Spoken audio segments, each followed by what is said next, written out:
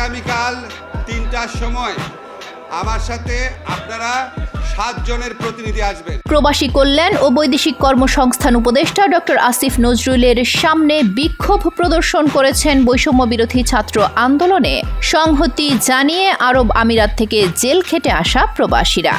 ২৮ December এই সকল প্রবাসীর প্রত্যেককে ৫০,০০০ টাকার আর্থিক অনুদানের চেক হস্তান্তরের অনুষ্ঠান আয়োজন করা হয় ইস্কাটনের প্রবাসী কল্যাণ ভবনে। আপনাদের এই বিপদের সময় যদি কেউ আপনাদেরকে সাহায্য এবং সেবা দেওয়ার পরিবর্তে যদি কেউ শত্রুতামূলক আচরণ করে থাকে, শুধু তার চাকরির ক্ষেত্রে না, তার আসলে বিচার হওয়া উচিত। উপদেষ্টা আসিফ নজরুলের বক্তব্যের এক পর্যায়ে প্রবাসীরা হট্টগোল করে আরব আমিরাতে তৎকালীন কনসাল জেনারেল BM জামাল হোসেনের গ্রেফতার দাবি করেন। আমিরাত প্রবাসীদের অভিযোগ, জুলাই আন্দোলনে সমর্থন জানানোর কারণে BM জামাল হোসেন তাদেরকে জঙ্গি তকমা দেয় এবং আমিরাত সরকারের কাছে এইসব প্রবাসীদের গ্রেফতার করতে চিঠি ইস্যু করে। সেই ঘটনাকে কেন্দ্র করে অনেকেই আর্থিকভাবে ব্যাপক ক্ষতির মুখে পড়েন।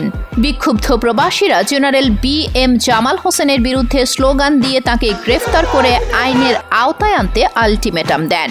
অন্যথায় রাজপথে নামার হুঁশিয়ারিও দেন তারা। ডক্টর আসিফ নজরুল প্রবাসীদের শান্ত করতে ব্যর্থ হয়ে এক পর্যায়ে অনুষ্ঠান স্থল ত্যাগ করতে বাধ্য হন। এর আগে ১৮৮ জন আমিরাত ফেরত প্রবাসীদের প্রত্যেককে ৫০,০০০ টাকা করে অনুদানের চেক হস্তান্তর করা হয়।